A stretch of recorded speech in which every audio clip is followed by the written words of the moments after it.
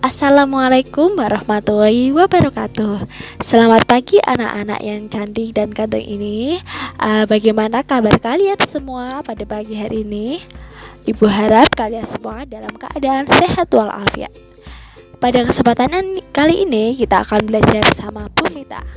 Akan belajar tema 2, subtema 2, pembelajaran kedua tentang gangguan pernafasan dan properti tarik.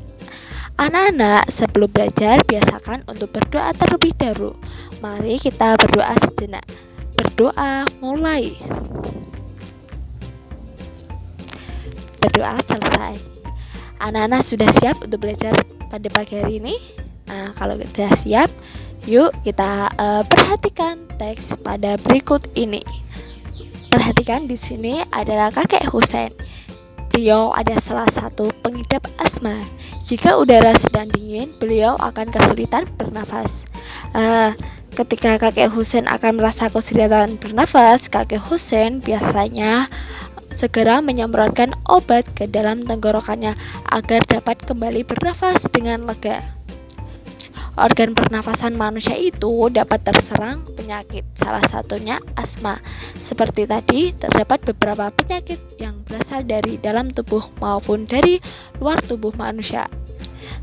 Penyakit pada sistem organ pernafasan manusia ini ada asma, kemudian flu, bronkitis, tonsilis, dan pneumonia. Sebenarnya masih banyak lagi yang lainnya, cuma kita akan membahas penyakit yang pertama adalah asma. Asma adalah penyumbatan saluran pernafasan yang disebabkan oleh alergi seperti debu, udara dingin, rambut, bulu, atau bisa juga karena kelelahan. Gejala awal penyakit asma berupa batuk, terutama pada malam hari atau dini hari. Yang kedua, sesak nafas. Yang ketiga, nafas berbunyi yang terdengar jika pasien menghembuskan nafasnya. Yang keempat, rasa berat di dada. Yang kelima, dahak sulit keluar. Dalam perkembangannya, pasien berpenyakit asma dapat mengalami gejala berat. Gejala berat adalah keadaan gawat darurat yang mengancam jiwa. Gejala berat asma meliputi serangan batuk hebat, yang kedua sesak nafas yang berat, yang ketiga nafas tersenggal-senggal, yang keempat sianosis atau kulit kebiruan yang dimulai dari sekitar mulut, yang kelima sulit tidur. Posisi tidur yang nyaman adalah dalam keadaan duduk, dan keenam kesadaran menurun. Nah, perhatikan gambar di sini. Ini adalah saluran napas yang normal. Sedangkan yang asma seperti dilihat di sini ya, ada penyumbatan di saluran pernapasannya. Makanya penderita asma nafasnya akan terasa sesak jika sedang kambuh. Inhaler itu seperti apa? Inhaler bentuknya seperti yang tadi dipakai oleh kakek Husein untuk menyemprotkan obatnya supaya obatnya ini bisa dihisap langsung masuk ke mulut dan tenggorokannya. Anak-anak, berdasarkan cerita tadi, kalian masih ingat ya tadi apa penyebab penyakit asma? Ya, benar. Penyakit asma disebabkan oleh alergi. Alergi ini debu, udara dingin, rambut, bulu, atau bisa juga karena kelelahan. Nah, kalian kan sudah mengetahui penyakit pada organ pernafasan, yaitu asma.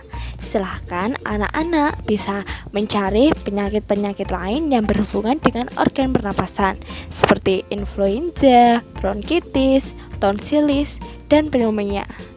Carilah informasi mengenai penyebab, gejalanya, dan cara pengobatannya. Nah, anak-anak, kakek Husein ini punya cucu laki-laki yang seumuran dengan Edo. Namanya Dani. Edo dan Dani sering bermain bersama. Siang itu mereka bermain menggunakan bola kecil. Setelah bermain, Dani mengajak Edo ke rumahnya. Di dalam rumah Dani, Edo melihat berbagai macam topeng. Kata Dani, topeng-topeng itu adalah properti tari. Ternyata kakek Dani ini dahulunya adalah seorang penari. Perhatikan di hadapan kalian di sini ada gambar beberapa tarian daerah Indonesia. Ini adalah gambar beberapa tarian daerah di Indonesia. Hampir semua tarian Nusantara itu menggunakan properti. Apa sih properti itu? Properti tari adalah segala kelengkapan dan peralatan yang digunakan ketika pertunjukan tari. Jadi, saat pertunjukan tari, kalau ada kelengkapan dan peralatan yang digunakan, itu namanya adalah properti. Nah, properti tari merupakan salah satu unsur pelengkap dalam buah tarian supaya tariannya itu terlihat lebih indah. Nah, apa sih fungsinya properti tari?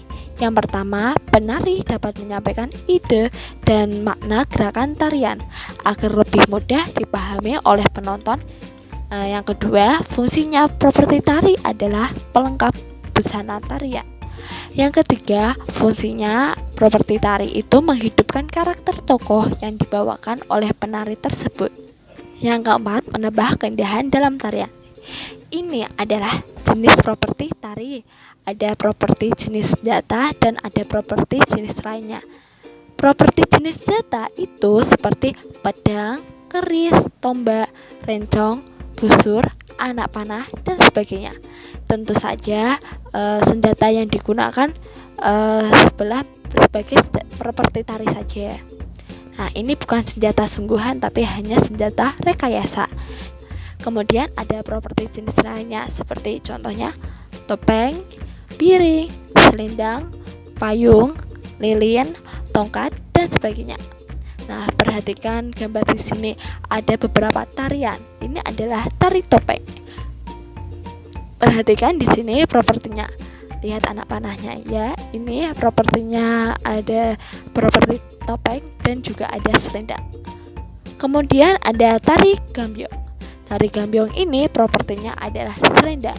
Jadi untuk memperindah tariannya itu menggunakan selendang. Dan di sini ada tari piring. Tari piring propertinya adalah piring-piring yang digunakan oleh penari. Nah, kita sudah belajar tentang gangguan pernafasan berupa penyakit asma dan properti tari. Semoga ilmu yang Ibu sampaikan bisa bermanfaat untuk kalian. Tetap semangat belajar dan sampai jumpa lagi. Terima kasih. Wassalamualaikum warahmatullahi wabarakatuh.